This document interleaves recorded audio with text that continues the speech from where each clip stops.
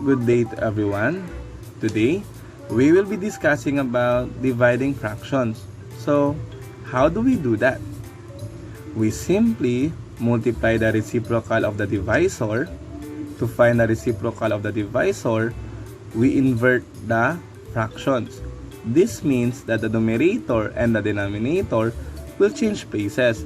To understand that further, let's have an example. So let's have our first example.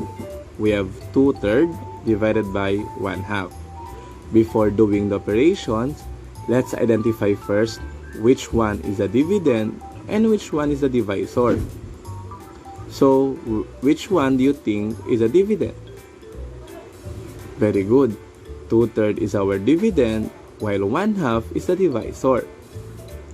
In dividing a fraction, it says, we have to multiply the reciprocal of the divisor. So in other words, we will change this one into multiplication. And by doing that, we have to change the divisor. But in changing the divisor, we have to get its reciprocal. In getting the reciprocal, we have to invert or change places of the numerator and the denominator. So we will have now our new numerator, which is 2, and our new denominator, which is 1. So since it tells nothing about the dividend, so we will leave at it as it is.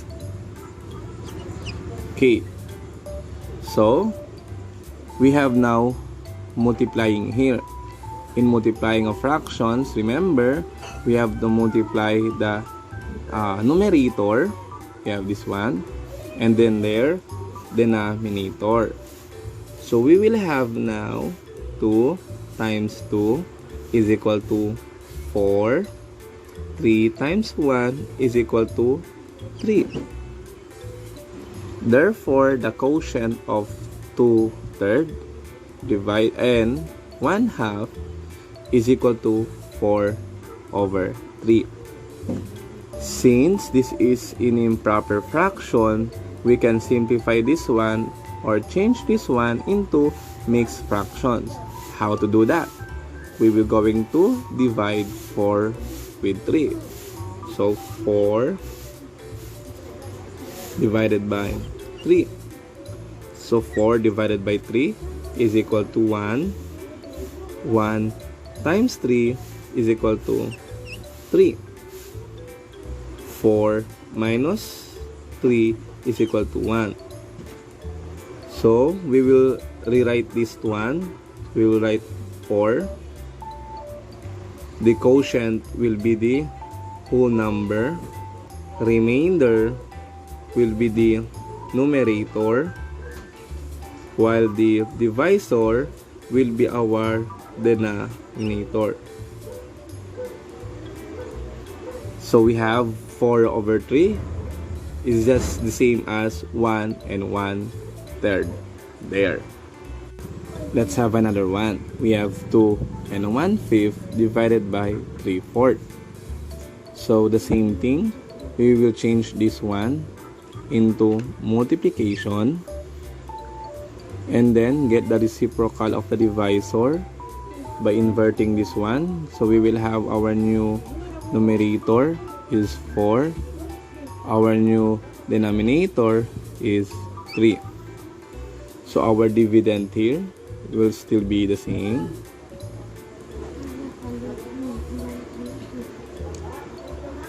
Now, since this is a mixed fractions, the same thing, we will change this one into improper fractions.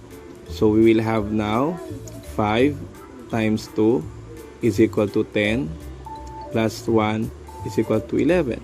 So we have 11/5 times 4/3 there. So we will multiply 11 times 4 is equal to 44. 5 times 3 is equal to 15. Therefore, the quotient of 2 and 1/5 and 3/4 is equal to 44 and 15. Since this is a improper fraction, so we will change this one into mixed fractions. So we will divide 44 divided by 15. 44 divided by 15 is equal to 2. 2 times 15 is equal to 30. And then 44 minus 30 is equal to 14.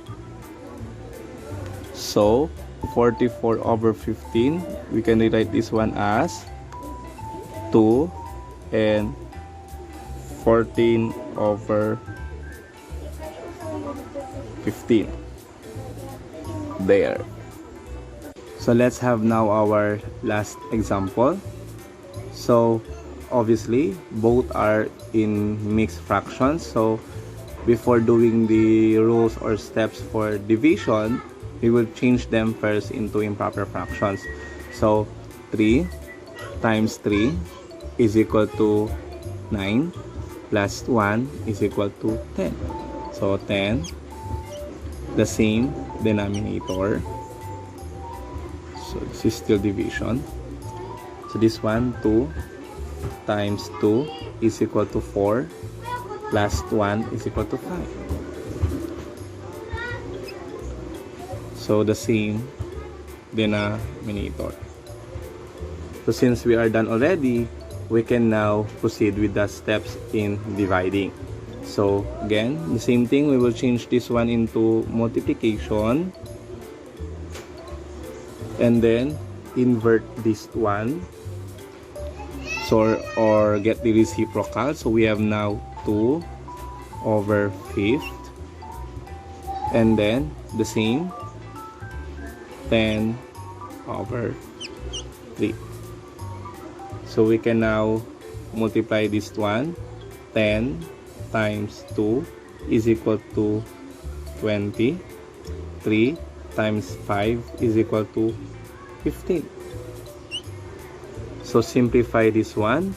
What will be the greatest common factor? Yes, that is 5. So we will divide them by 5. So 20 divided by 5 is equal to 4. 15 divided by 5 is equal to 3. So therefore, 3 and 1/2 divided by 2 and 1/2 is equal to 20 over 15 or 4 over 3. Since this is improper fraction, so we will change this one as well into mixed fractions. So we will divide the same thing. 4 divided by 3. So this is 4 divided by 3 is 1. 1 times 3 is 3. And then 4 minus 3 is 1. So we can rewrite this one as 4, 1, and 1/3. There. Since we are done already dividing of fractions, so let's have an exercises. Let's see how far did you get. Now, you try this. Divide the following. Simplify if possible. Just write your answer on the comment below. Thank you for watching. Goodbye.